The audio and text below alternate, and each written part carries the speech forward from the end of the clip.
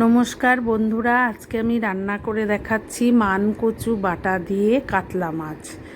প্রথমে আমি মানকচুগুলো টুকরো করে কেটে নিয়ে তেঁতুল গোলা জলে কিছুক্ষণের জন্য ভিজিয়ে রেখেছি। তারপর ওই জলগুলো ছেঁকে নিয়ে মিক্সিতে মানকচুগুলো সামান্য জল দিয়ে বেটে নিয়েছি।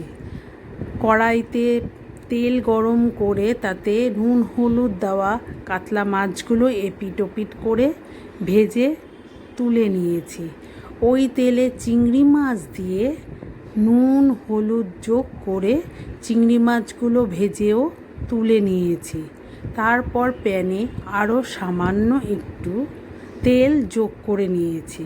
তেল গরম হয়ে গেলে তাতে আমি জিরে তেজপাতা ফোড়ন দিয়ে কেটে রাখা কুচনো পেঁয়াজ দিয়ে দিয়েছি।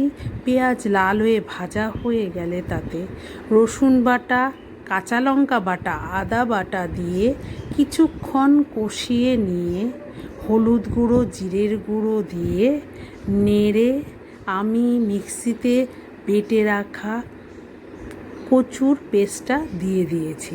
কচুর পেস্টটা দিয়ে কিছুক্ষণ ভালোভাবে নেড়ে নিয়ে আমি তাতে নুন ও সামান্য মিষ্টি যোগ করে নিয়েছি। এবার নুন ও মিষ্টি দেওয়ার পর আমি তাতে জল যোগ করে দিয়েছি এবং কচুগুলো জলের সঙ্গে ভালো করে মিশিয়ে নিয়ে ঢেকে দিয়েছি।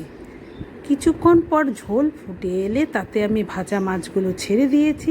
ভাজা মাছগুলো ছেড়ে দেওয়ার পর আমি আবার কিছুক্ষণের জন্য ঢেকে দিয়েছি। এবার ঢাকনা খুলে তাতে চিংড়ি মাছ ভেজে রাখা সেগুলো যোগ করে দিয়েছি এবং কিছুক্ষণের জন্য অপেক্ষা করে তাতে আমি চেরা কাঁচা লঙ্কা ও ধনে পাতা দিয়ে নামিয়ে নিয়েছি। এইভাবে তৈরি হয়ে গেছে আমার মানকচু বাটা দিয়ে কাতলা মাছ। আপনাদের যদি আমার ভিডিওটি ভালো লাগে তবে আমার ভিডিওটিকে লাইক শেয়ার ও কমেন্ট করবেন এবং আমার চ্যানেলটিকে সাবস্ক্রাইব করবেন। আজ তবে আসি, আবার আসবো একটি নতুন রান্না নিয়ে।